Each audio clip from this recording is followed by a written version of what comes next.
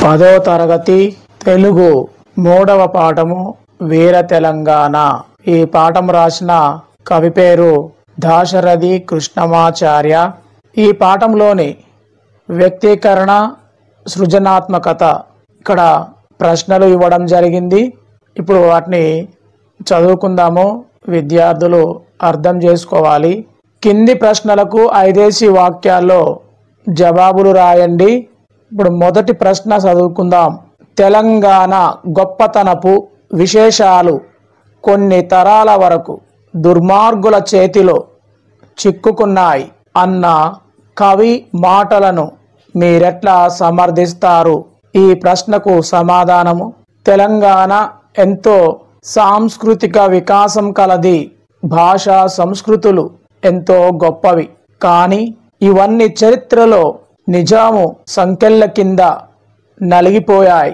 తెలంగాణ నేల మీద విముక్తి ఉద్యమాలు, సాయుధ పోరాటాలు, ప్రత్యేక రాష్ట్ర మహోద్యమాలు సముద్రంలో అలల మాదిరిగా పొంగాయి.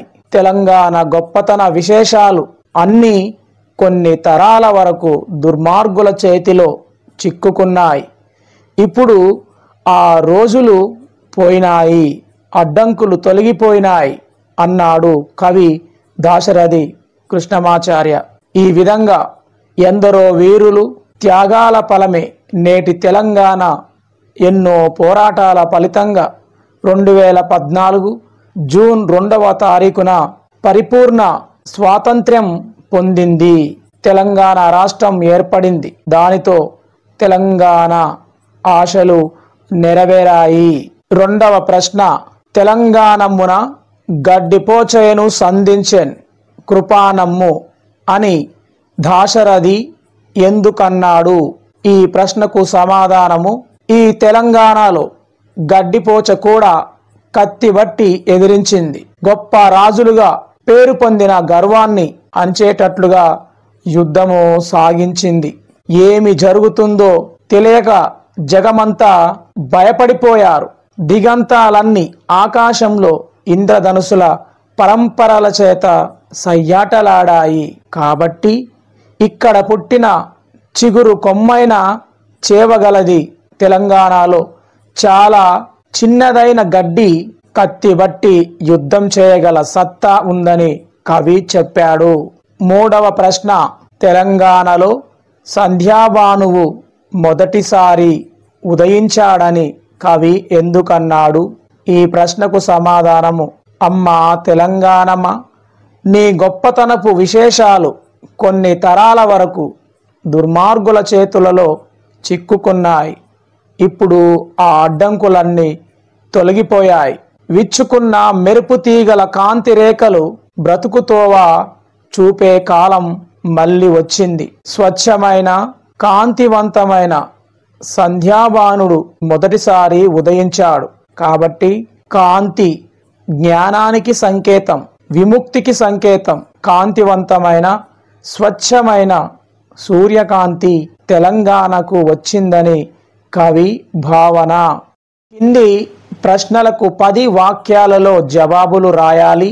మొదటి ప్రశ్న: వీర తెలంగాణ పాఠ్యభాగ సారాంశాన్ని సొంత మాటల్లో రాయండి, లేదా వీర తెలంగాణ పాఠం ఆధారంగా తెలంగాణ వీరుల ఘనతను వర్ణించండి.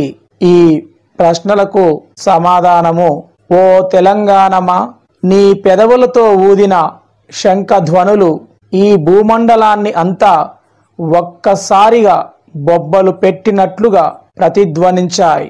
ఆహా!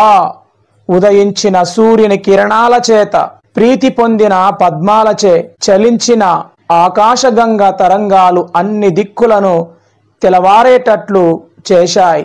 అమ్మా తెలంగాణమ, నీ గొప్పతనపు విశేషాలు కొన్ని తరాల వరకు దుర్మార్గుల చేతులలో చిక్కుకున్నాయి. ఇప్పుడు ఆ రోజులు గతించాయి, అడ్డంకులు తొలగిపోయినాయి. విచ్చుకున్న మెరుపుతీగల కాంతి రేఖలు బ్రతుకుతోవ చూపే కాలము మళ్ళీ వచ్చింది. స్వచ్ఛమైన కాంతివంతమైన సంధ్యాసూర్యుడు మొదటిసారి ఉదయించాడు. అమ్మ, 1,000,000 మంది తెలుగు పిల్లలను నీ ఒడిలో పెంచావు. వారికి వయసు రాగానే చేతులకు కత్తులను ఇచ్చి వజ్రాయుధము వంటి కఠినమైన భుజాపరక్రమాలను చూసేటట్లు రాజుతో తలపడమన్నావు. అమ్మ, ఈ తెలుగు నేలలో ఎంత బలం ఉన్నదో కదా.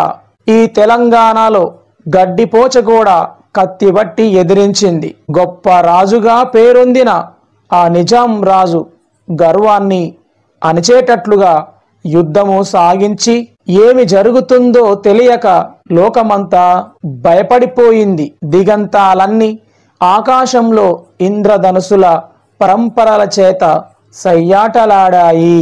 తెలంగాణ స్వాతంత్ర్యమనే పోరాటం సముద్రం మాదిరిగా ఉప్పొంగుతున్నది.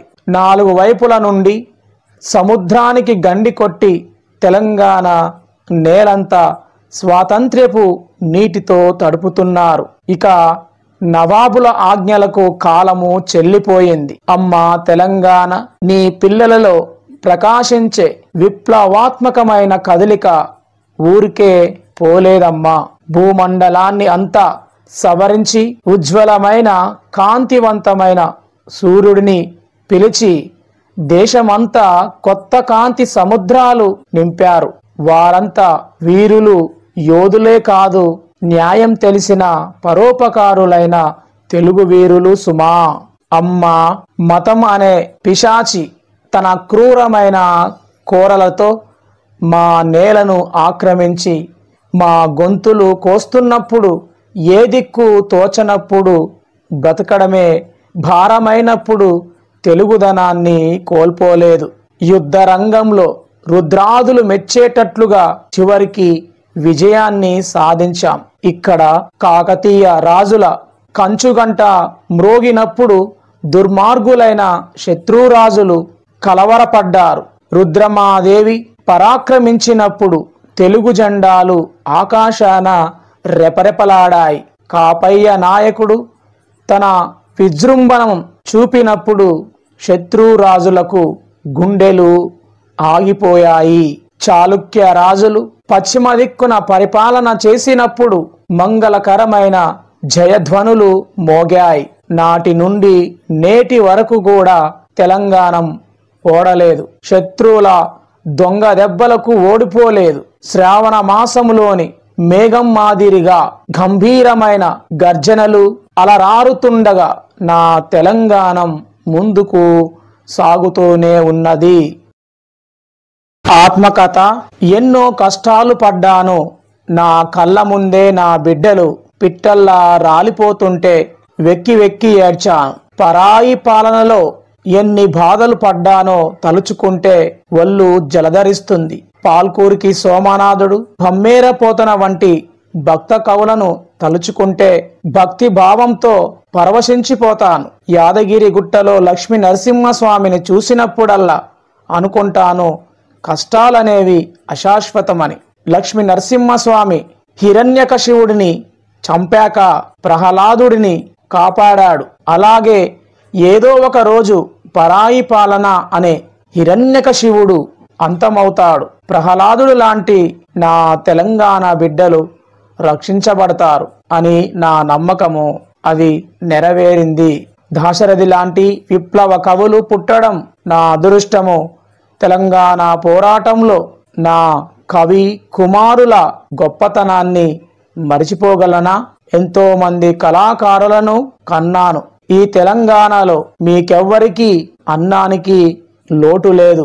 తెలంగాణ మన ఇల్లు లాంటిది. మనం అభివృద్ధి చేసుకోవాలి.